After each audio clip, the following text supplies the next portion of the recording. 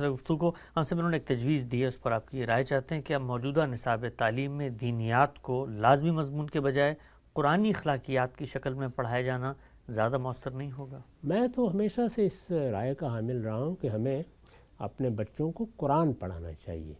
یعنی دینیات کا یا اسلامیات کا جو نصاب بھی بنایا جائے گا وہ ناقص ہوگا، اس میں بہت سی چیزوں کا لحاظ رکھنا پڑے گا، فرقے موجود ہیں، کون سی بات کرنی ہے کون سی بات نہیں کرنی۔ اللہ کی کتاب پر کوئی اختلاف نہیں ہے، یعنی کوئی آدمی بھی یہ نہیں کہتا کہ ہم اللہ کی کتاب کو نہیں مانتے، اہل تشیع ہوں، اہل تسنن ہوں، بریلوی ہوں، دیوبندی ہوں، اہل حدیث ہوں، کسی بھی نقطہ نظر کے حاملین ہوں، اگر وہ اپنے آپ کو مسلمان کہتے ہیں تو وہ مانتے ہیں کہ اللہ کی کتاب ہے، تو اللہ کی کتاب پر ہر ایک کا اتفاق ہے۔ چنانچہ یہی کرنا چاہیے، اور اللہ کی کتاب ایسے پڑھانی چاہیے کہ وہ ناظرہ بھی پڑھنا آئے،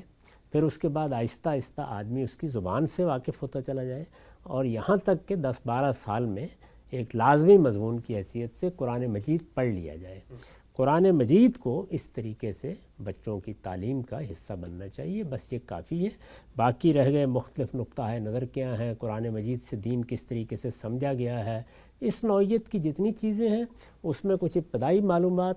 والدین سے ہو جاتی ہیں، جب وہ قرآن پڑھیں گے تو ضروری چیزیں وہاں وہ یاد بھی کر لیں گے۔ باقی جہاں تک علماء فضلاء سے استفادے کا تعلق ہے، اس کی کتابیں موجود ہوتی ہیں، ان کا تعارف آہستہ آہستہ ہوگا، وہ ان سے واقف ہو جائیں گے۔ میں نے تو جہاں بعض مضامین لکھے ہیں نظام تعلیم پر، وہاں اسی چیز کی طرف توجہ دلائی ہے کہ اصل میں قرآن مجید کو ہمارے نصاب میں بطور ایک مضمون کے ہونا چاہیے، اور اس میں قرآن مجید کے پڑھنے سے لے کر اس کو سمجھنے تک کے سب مراحل کے بارے میں ہمیں متنبع ہو کر ایک پورا نظام تجویز کرنا چاہیے۔ بات واضح ہو گئی، آگے بڑھاتے